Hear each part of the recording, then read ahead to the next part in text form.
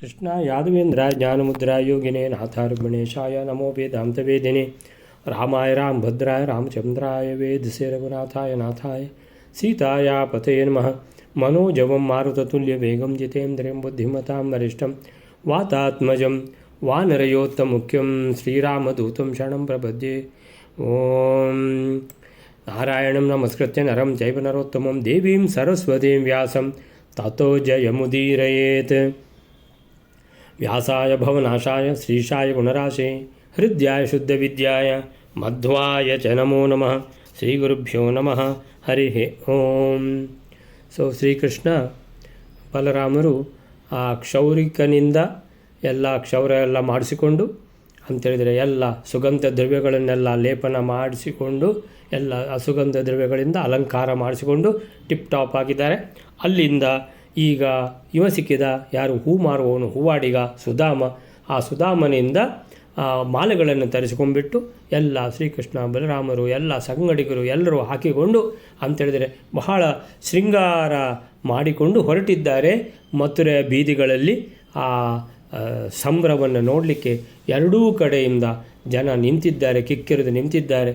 ಅದು ಅವರ ಕೆಲಸವನ್ನು ಅರ್ಧದಲ್ಲೇ ಬಿಟ್ಟು ಕೃಷ್ಣ ಬಲರಾಮರು ಬಂದಿದ್ದಾರೆ ಅಂತ ಹೇಳಿದರೆ ಅಷ್ಟು ಕುತೂಹಲದಿಂದ ಬಂದಿದ್ದಾರೆ. ಅವರನ್ನು ಒಂದು ಸಲ ಕಣ್ತುಂಬಿ ನೋಡಿಬಿಡ್ತೇವೆ ಅಂತೇಳಿದರೆ ನಮ್ಮ ಎಲ್ಲ ಕಷ್ಟಗಳ ಪರಿಹಾರ ಮಾಡುವಂತಹ ಭಗವಂತ ಶ್ರೀಕೃಷ್ಣ ಅವತಾರ ಮಾಡಿದ್ದಾನೆ ದೇವಿಕಿಯ ಅಷ್ಟಮ ಗರ್ಭದಲ್ಲಿ.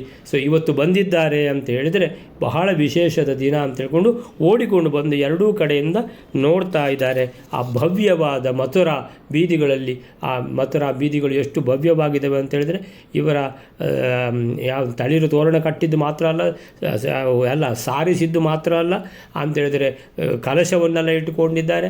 ಆಮೇಲಿಂದ ಎಂಥ ಅದು ಏನು ಭವ್ಯವಾದ ಮಥುರೆಯ ಮನೆಗಳು, ಎರಡೂ ಕಡೆಯಿಂದ ಮನೆಗಳು ಎಲ್ಲ ಚಿನ್ನ ವಜ್ರ ಇವುಗಳಿಂದ ಮಾಡಿದ ಕಿಟಕಿಗಳು, ಬಾಗಿಲುಗಳು ಎಲ್ಲ ಸ್ಟಡೆಡ್ ಡೋರ್ಸ್ ಎಲ್ಲ ಅಂತೇಳಿದರೆ ಭವ್ಯವಾದ ಬೀದಿಯಲ್ಲಿ ಹೋಗ್ತಾ ಇದ್ದಾರೆ ಮಥುರೆಯಲ್ಲಿ ಅಂತ ಹೇಳುವಲ್ಲಿವರೆಗಾಗಿದೆ. ಇವಾಗ ಮುಂದಿನ ಶ್ಲೋಕ 101ನೇ ಶ್ಲೋಕ, ಮಹಾಭಾರತ ತಾತ್ಪರ್ಯ ನಿರ್ಣಯದ 13ನೇ ಅಧ್ಯಾಯದ 101ನೇ ಶ್ಲೋಕ. ಸರ್ವೇಷ್ಟ ಪುಷ್ಟಿಂ ಇಹ ತತ್ರ ಸ್ವರೂಪತಾಂಚ ಕೃಷ್ಣಸ್ತಯೋಃ ವರಂ ಅದಾತ್ ಅತ ರಾಜಮಾರ್ಗೇ ಗಚ್ಚನ್ ದದರ್ಶ ವನಿತಾಂ ನರದೇವ ಯೋಗ್ಯಂ ಆದಾಯ ಗಂಧಂ ಅಧಿಕಂ ಕುಟಿಲಾಂ ವ್ರಜಂತೀಂ. ಆ ಇಬ್ಬರು ಅಂತೇಳಿದರೆ ಅವರಾಗಿಯೇ ಬಂದು ನಮಸ್ಕಾರ ಮಾಡಿ ಕೃಷ್ಣನ ವೈಕುಂಠದಲ್ಲಿ ಅಂತೇಳಿದರೆ ಅಮುಕ್ತ ಸ್ಥಾನದಲ್ಲಿ ಇರುವಂತಹ ಪಾರ್ಶ್ವಧರೆ ಆಗಿದ್ದರು ಅವರಿಬ್ಬರು ಸಹ, ಕ್ಷೌರಿಕ ಮತ್ತು ಈ ಸುಧಾಮ. ಆದ್ದರಿಂದ ಅವರೇ ಓಡಿಕೊಂಡು ಬಂದು ಏನು ಭಗವಂತ ನಿಮ್ಗೆ ಏನಾಗಬೇಕು, ಏನು ಬೇಕು ಅಂತ ಹೇಳ್ಕೊಂಡು ಕೇಳಿ ಕೊಟ್ಟಿದ್ದಾರೆ. ಬಹಳ ಖುಷಿಯಾಗಿದೆ ಭಗವಂತನಿಗೆ. ಸರ್ವ ಇಷ್ಟ ಪುಷ್ಟಿಂ, ನಿಮ್ಮ ಎಲ್ಲ ಅಭೀಷ್ಟಗಳು ನೆರವೇರಲಿ. ಆಗಿ ಹೋಯ್ತಲ್ಲ, ಅಷ್ಟು ಹೇಳಿದರೆ ಸಾಕು ಭಗವಂತ. ನಿಮ್ಮ ಎಲ್ಲ ಅಭೀಷ್ಟಗಳು ನೆರವೇರಲಿ ಅಂತೇಳಿದರೆ ಇಚ್ಛೆ ಬರುವುದೇ ಬಾಕಿ, ಅದು ಮನೆ ಮುಂದೆ ನಿಂತಿರ್ತದೆ. ಸರ್ವೇಷ್ಟ ಪುಷ್ಟಿಂ, ನಿಮ್ಮ ಎಲ್ಲ ಅಭೀಷ್ಟಗಳು ನೆರವೇರಲಿ ಅಂತ ಭಗವಂತ ಅನುಗ್ರಹ ಮಾಡಿದ್ದಾರೆ ಇಬ್ಬರಿಗೂ ಕೂಡ. ಸರ್ವ ಇಷ್ಟ ಪುಷ್ಟಿಂ ಇಹ ತತ್ರ ಸ್ವರೂಪತಾಂಚ, ಇದು ಇಹದ್ದು. ಇನ್ನು ಅಲ್ಲಿ ಯಾವಾಗ ಮೇಲೆ ಹೋಗ್ತಾರೋ ಆಗ ಸಾರೂಪ್ಯ ಮೋಕ್ಷ. ಸ್ವರೂಪತಾಂ ಅಂದರೆ ಭಗವಂತ ವೈಕುಂಠದಲ್ಲಿ ಹೇಗಿರ್ತಾರೆ, ಜ್ಞಾನ ಆನಂದಾದಿ ಗುಣಗಳೇ ಸ್ವರೂಪ. ಇವರು ಕೂಡ ಮೋಕ್ಷಕ್ಕೆ ಹೋಗುವಂಥ, ಮುಕ್ತಿಗೆ ಹೋಗುವಂಥ ಮುಕ್ತರು ಕೂಡ, ಆ ಮುಕ್ತರು ಕೂಡ ಹಾಗೆ ಭಗವಂತನ ಹಾಗೆ. ಅದಕ್ಕೆ ಹೆಸರು ಸ್ವರೂಪತಾಂ, ಒಂದೇ ಲೆಕ್ಕ ನೋಡಲಿಕ್ಕೆ ಅಂತ ಸ್ವರೂಪತಾಂ. ಸಾರೂಪ್ಯ ಮೋಕ್ಷ ಅಂತ ಹೆಸರು. ವೈಕುಂಠ ಲೋಕಕ್ಕೆ ಹೋಗ್ತಾರೆ ಮುಕ್ತರು, ಹೋಗುವಾಗ ಸಾರೂಪ್ಯ ಸಾಲೋಕ್ಯ ಅಂದರೆ ಅದೇ ವೈಕುಂಠ ಲೋಕಕ್ಕೆ ಹೋಗುವುದು ಮುಕ್ತರು. ಸಾರೂಪ್ಯ ಅಂದರೆ ಭಗವಂತನ ಹಾಗೆಯೇ ಕಾಣಿಸಿಕೊಳ್ತಾರೆ. ಆ ಪ್ರಾಕೃತ ದೇಹ ಅದು ವಿರಜಾ ನದಿಯಲ್ಲಿ ಸ್ನಾನ ಮಾಡಿದ ಕೂಡಲೇ ಅದು ಲಿಂಗ ಶರೀರ ಭಂಗ ಆಗಿ ಆಮೇಲಿಂದ ಮತ್ತೆ ಅವರಿಗೆ ಜ್ಞಾನಾನಂದ ಶರೀರವೇ ಭಗವಂತನ ಹಾಗೆಯೇ ಕಾಣಿಸಿಕೊಳ್ತಾರೆ. ಆದರೆ ಭಗವಂತ ಬೇರೆಯೇ, ಅವರು ಬೇರೆಯೇ. ಭಗವಂತನ ಹಾಗೆ ಕಾಣಿಸಿಕೊಳ್ತಾರಷ್ಟೇ ವಿನ ಹೋಗಿ ಭಗವಂತನೊಟ್ಟಿಗೆ ಐಕ್ಯ ಆಗೋದಿಲ್ಲ ಅನ್ನುವಂಥದ್ದು ಮಧ್ವ ಸಿದ್ಧಾಂತ. ಸ್ಪಷ್ಟತೆ ಬೇಕು ನಮಗೆ. ಸರ್ವೇಷ್ಟ ಪುಷ್ಟಿಂ ಇಹ ತತ್ರ ಸ್ವರೂಪತಾಂಚ ಕೃಷ್ಣ ತಯೋಹೋ ಅವರಿಬ್ಬರಿಗೆ, ತಯೋಹೋ ಅವರಿಬ್ಬರ, ಕೃಷ್ಣ ಭಗವಂತ ಶ್ರೀಕೃಷ್ಣನು, ತಯೋಹೋ ಅವರಿಬ್ಬರ ವರಂ ಅದಾತ್ ವರವನ್ನು ಕೊಟ್ಟಿದ್ದಾನೆ. ಏನಂತ?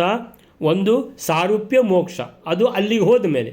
ಇಲ್ಲಿ ಇರುವಷ್ಟು ಸಮಯ ಸರ್ವ ಇಷ್ಟ ಪುಷ್ಟಿ, ನಿಮಗೆ ಎಲ್ಲ ಏನು ಅಭೀಷ್ಟ ಇದೆಯೋ ಎಲ್ಲ ನೆರವೇರ್ತದೆ ಅಂತ.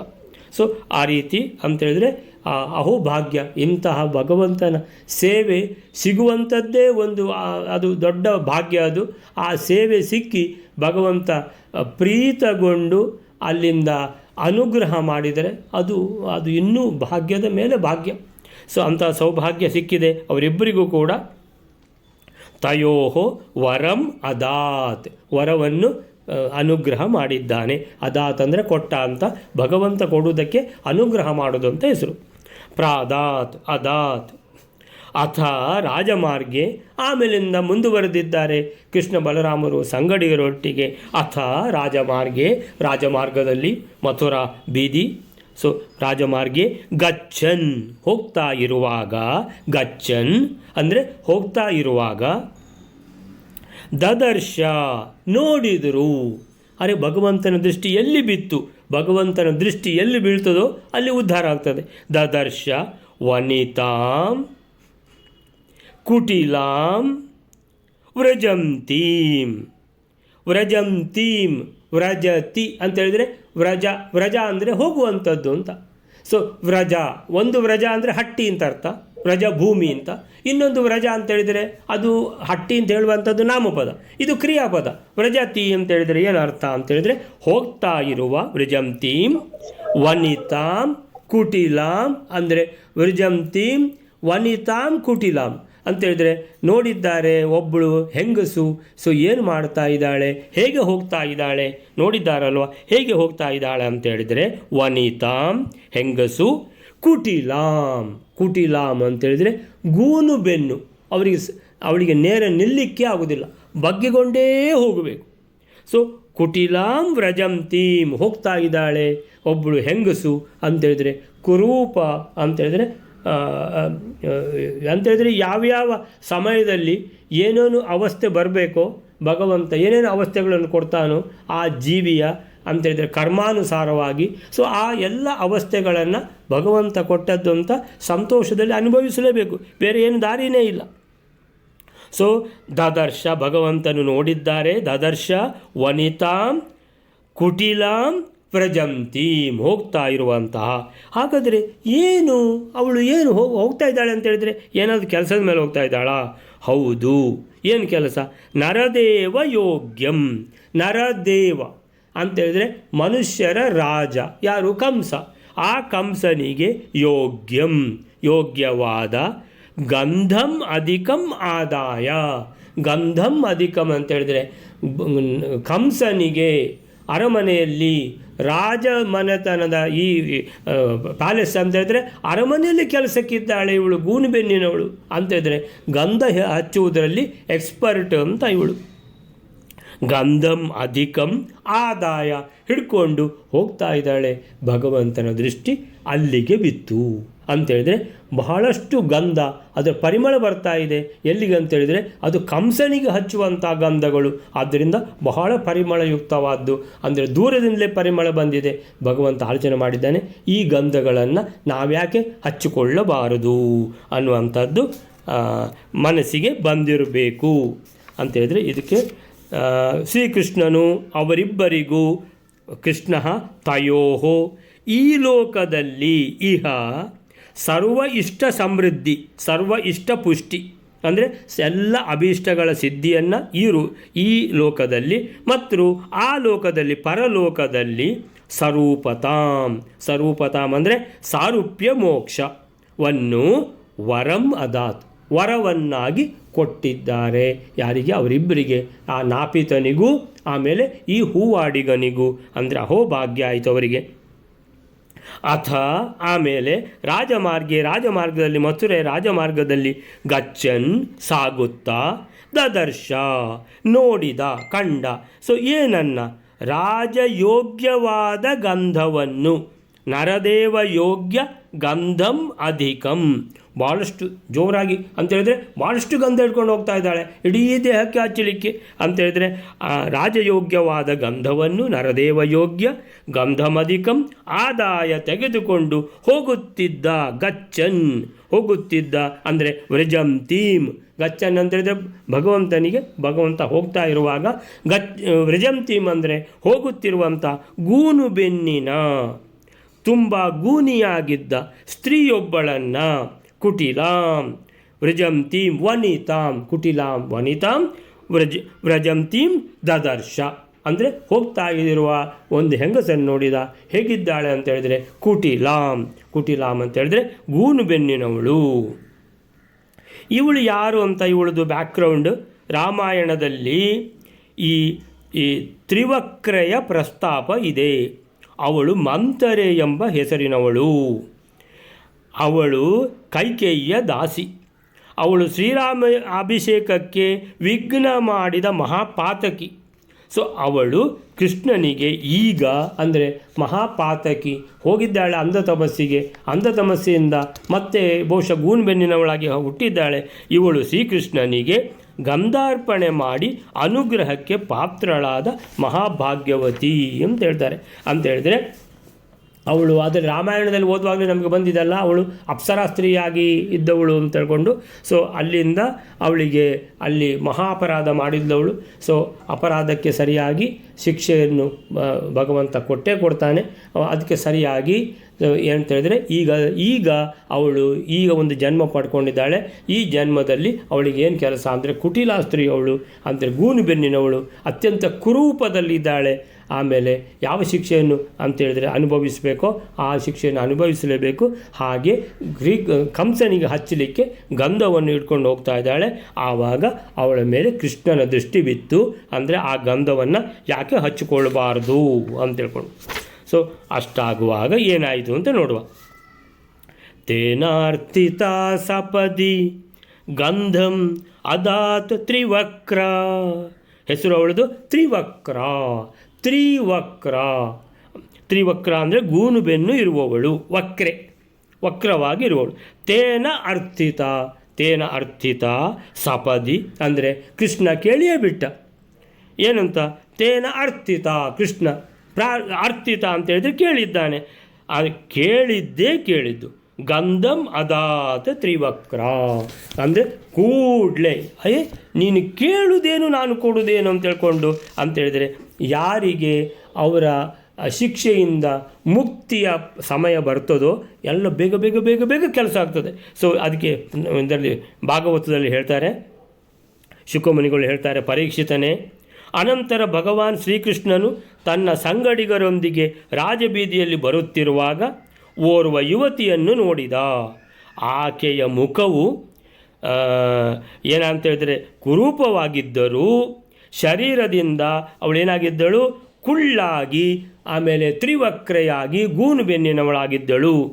ಇದರಿಂದ ಅವಳನ್ನು ಕುಬ್ಜೆ ಎಂದು ಕರೆಯುತ್ತಿದ್ದರು.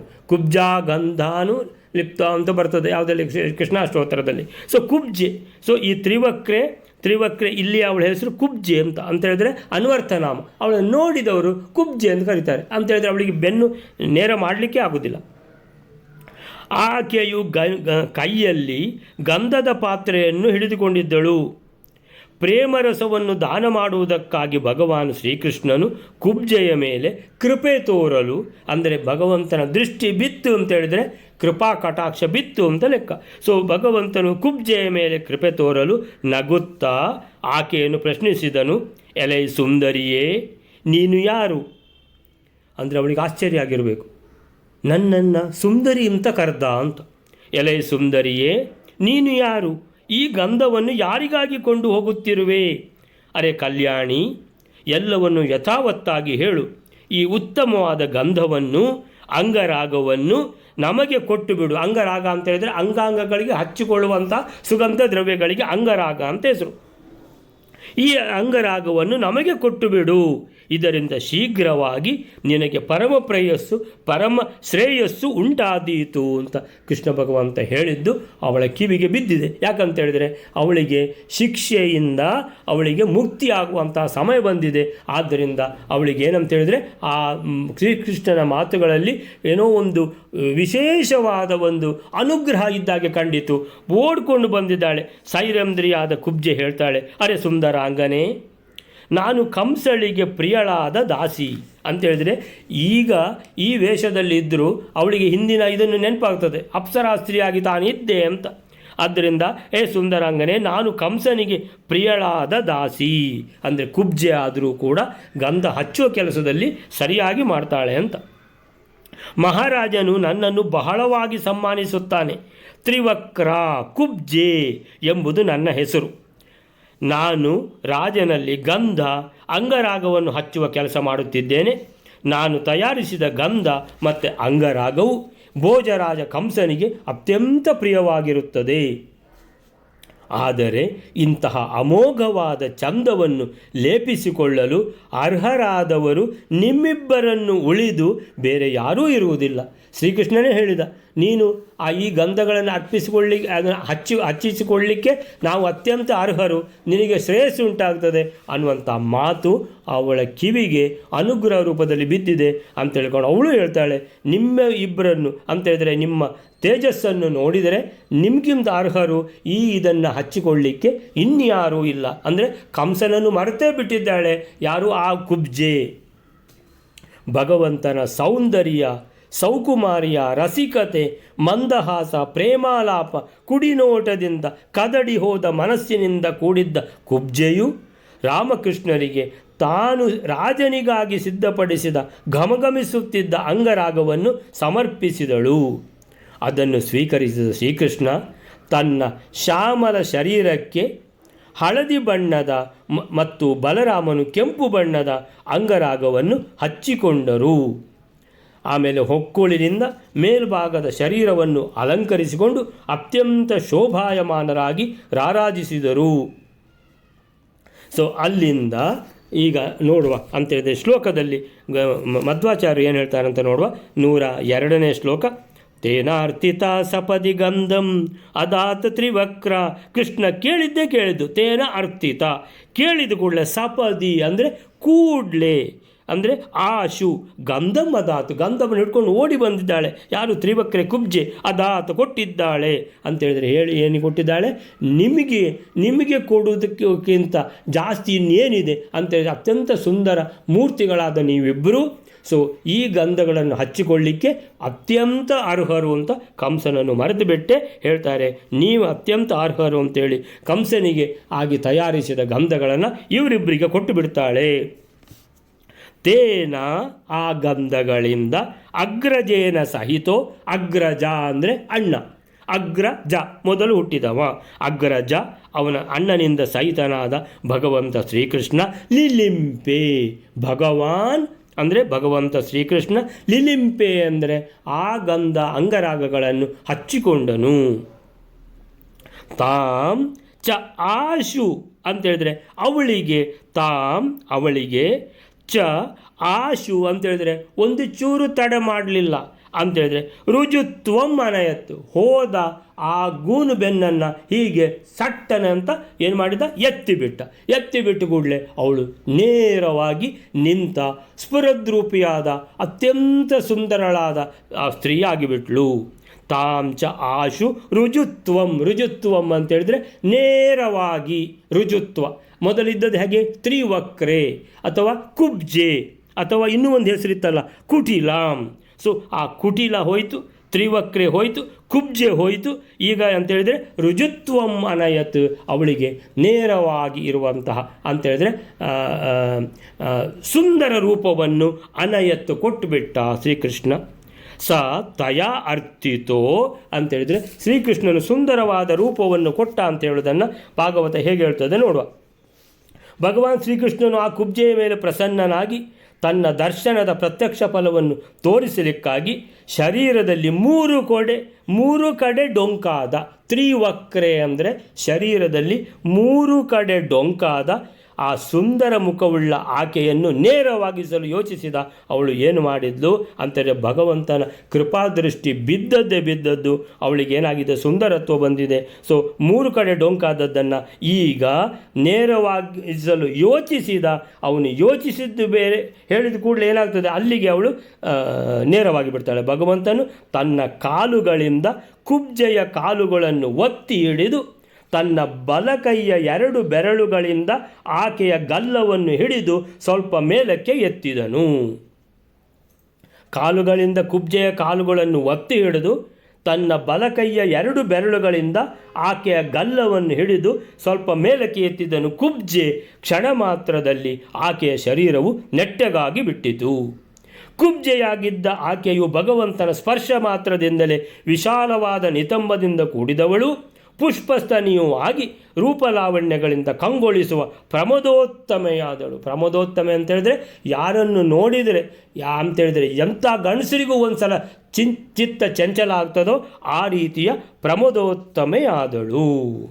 ಸೊ ಆ ಕ್ಷಣದಿಂದಲೇ ಅಂತೇಳಿದರೆ ಅದು ನಂತರದ್ದು ಈಗ ಏನಾಯಿತು ಅಂತೇಳಿದರೆ ಈಗ ತಾಂ ಚ ಆಶು ರುಜುತ್ವಂ ಅನಯತ್. ಸುಂದರವಾದ ಸ್ತ್ರೀ ಅವಳ ತ್ರಿವಕ್ರತೆಯನ್ನು ಏನು ಮಾಡಿದ, ನೇರವಾಗಿ ಮಾಡಿ ಅವಳನ್ನು ಅಷ್ಟಾಗುವಾಗ ಅವಳು ಏನು ಮಾಡಿದ್ಲು, ಭಗವಂತ ಶ್ರೀಕೃಷ್ಣ ತಯಾ ಅರ್ಥಿತೋ ಅಂತೇಳಿದರೆ ಅವಳು ಮೊದಲೇ ಅಪ್ಸರಾ ಸ್ತ್ರೀ ಆದ್ದರಿಂದ ಏನು ಮಾಡಿದ್ದವಳು, ಶ್ರೀಕೃಷ್ಣನನ್ನು ನಿನ್ನ ಅಂಗಸಂಗ ಬೇಕು. ತಯಾ ಅರ್ಥಿತೋ ಅವಳಿಂದ ಪ್ರಾರ್ಥಿತನಾದ ಶ್ರೀಕೃಷ್ಣ ಏನು ಅಂತ, ಅಲಂ ಅಂತೇಳಿದ್ರೆ ಏನು ಹೇಳಿದ್ದವಳು ಅದನ್ನು ಹೇಳಿ ಬಿಡುವ. ಏನು ಭಾಗವತ ಹೇಳಿದ್ದೆ ಅವಳು ಹೇಳಿದ್ದನ್ನು. ಸೊ ಆವಾಗ ಅವಳು ಏನು ಹೇಳ್ತಾಳೆ, ಆ ಕ್ಷಣದಿಂದಲೇ ಕುಬ್ಜೆಯು ರೂಪ ಗುಣ ಔದಾರ್ಯಗಳಿಂದ ಸಂಪನ್ನಳಾಗಿ. ಸೊ ಈಗ ಅವಳು ಅಪ್ಸರೆ ಆಗಿಬಿಟ್ಟಿದ್ದಾಳೆ. ಅವಳು ಕುಬ್ಜೆ ಹೋಗಿಬಿಟ್ಟು ಅವಳು ರುಜುತ್ವ ಬಂದಿದೆ, ಅವಳಿಗೆ ನೇರ ಆಗಿದ್ದಾಳೆ. ಅವಳು ಆ ತ್ರಿವಕ್ರೆ ಅನ್ನುವಂಥದ್ದು ಹೋಗಿದೆ. ಆಮೇಲೆ ರೂಪದ ಜೊತೆಗೆ ಗುಣ ಔದಾರ್ಯಗಳಿಂದ ಸಂಪನ್ನಳಾಗಿ ಅಪ್ಸರಾ ಸ್ತ್ರೀಯಾಗಿ ಕಾಣಿಸ್ತಾ ಇದ್ದಾಳೆ. ಅಪ್ಸರಾ ಸ್ತ್ರೀಯೇ ಅವಳು. ಆಕೆಯ ಮನಸ್ಸಿನಲ್ಲಿ ಭಗವಂತನನ್ನು ಸೇರುವ ಕಾಮನೆ ಉಂಟಾಯಿತು. ಆಕೆಯು ಶ್ರೀಕೃಷ್ಣನ ಉತ್ತರೀಯವನ್ನು ಹಿಡಿದುಕೊಂಡು ಮುಗುಳ್ನಗುತ್ತಾ ಇಂತೆಂದಳು, ವೀರ ಶಿರೋಮಣಿಯೇ, ಬಾ ನಮ್ಮ ಮನೆಗೆ ಹೋಗುವ. ಈಗ ನಾನು ನಿನ್ನನ್ನು ಬಿಟ್ಟು ಇರಲಾರೆ, ಏಕೆಂದರೆ ನನ್ನ ಚಿತ್ತವನ್ನು ನೀನು ಕದಡಿ ಬಿಟ್ಟಿರುವೆ. ಪುರುಷೋತ್ತಮನೇ, ದಾಸಿಯಾದ ನನ್ನ ಮೇಲೆ ಪ್ರಸನ್ನನಾಗು. ಸೊ ಬಲರಾಮನ ಎದುರಿಗೆ ಕುಬ್ಜೆಯು ಹೀಗೆ ಪ್ರಾರ್ಥಿಸಿದಾಗ ಭಗವಾನ್ ಶ್ರೀಕೃಷ್ಣನು ತನ್ನ ಸಂಘ ಅಂತ ಹೇಳಿದರೆ ಭಗವಾನ್ ಶ್ರೀಕೃಷ್ಣನು ಏನು ಹೇಳಿದ ಅಂತ ಮಧ್ವರು ಹೇಳಿದ್ದನ್ನು ಮೊದಲು ಓದಿಬಿಡುವ.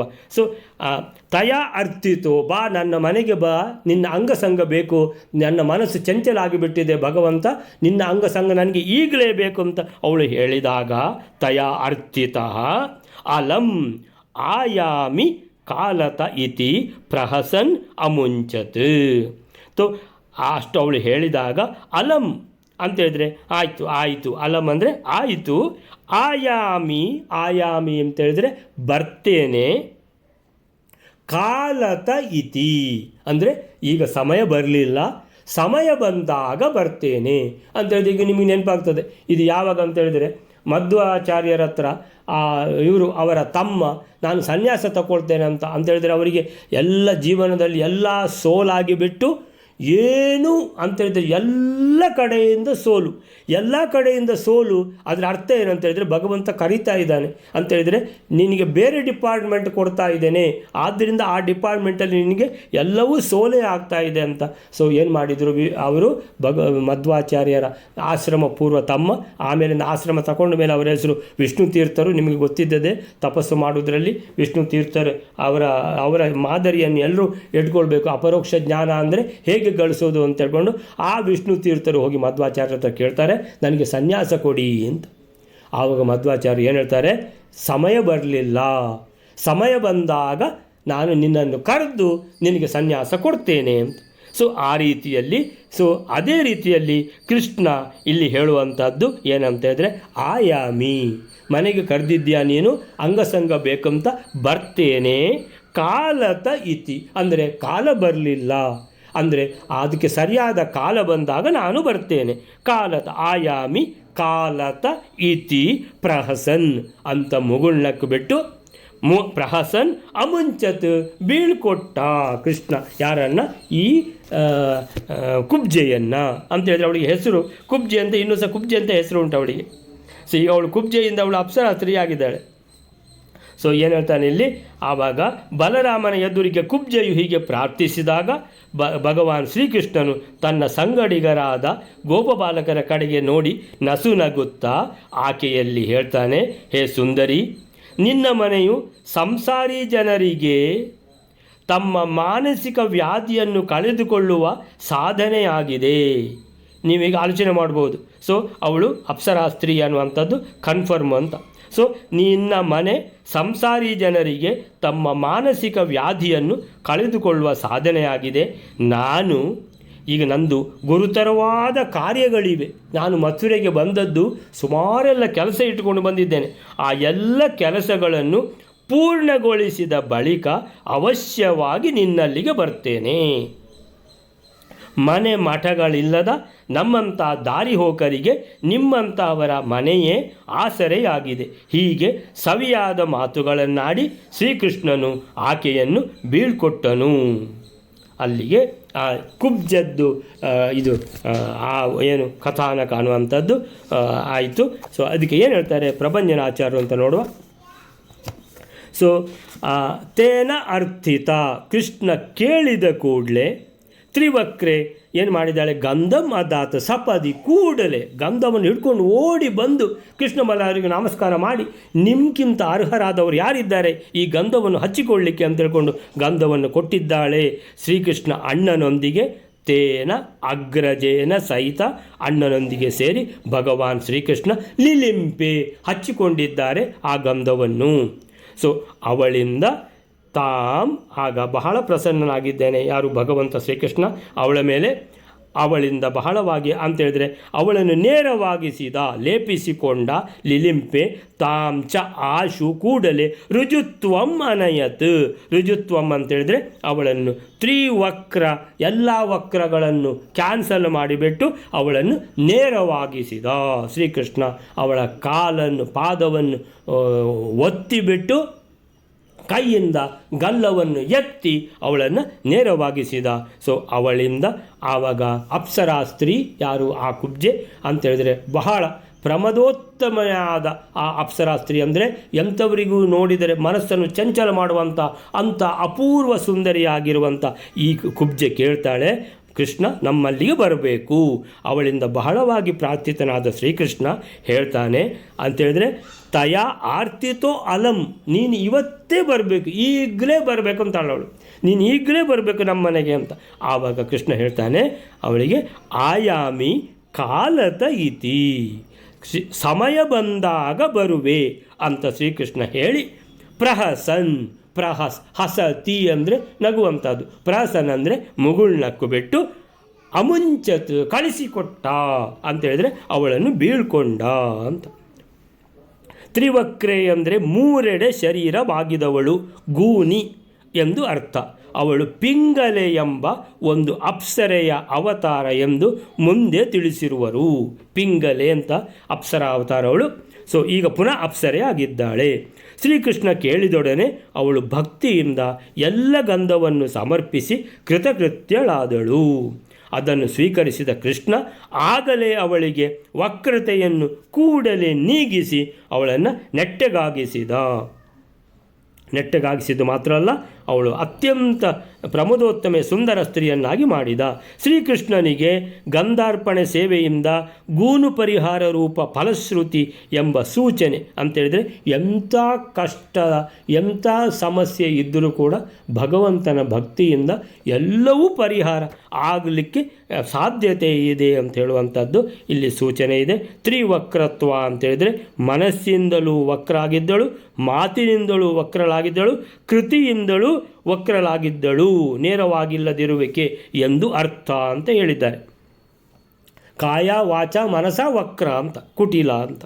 ಸೊ ಗಂಧಾರ್ಪಣೆಯಿಂದ ಆ ಎಲ್ಲ ದೋಷಗಳು ಪರಿಹಾರವಾಗ್ತವೆ, ಮನುಷ್ಯ ಮಹಾತ್ಮನಾಗ್ತಾನೆ ಅನ್ನುವಂಥದ್ದು. ಅದಕ್ಕೋಸ್ಕರನೇ ನಾವು ಸಾಲಿಗ್ರಾಮಕ್ಕೆ ಗಂಧವನ್ನು ಹಚ್ಚುವಾಗ ಕೂಡ ಹಾಗೇ ಇರಬೇಕು. ನಮ್ಮ ಸಮಸ್ಯೆಗಳೆಲ್ಲ ಪರಿಹಾರ ಆಗಬೇಕು ಅಂತ ಭಕ್ತಿಯಿಂದ ಹಚ್ಚಬೇಕು.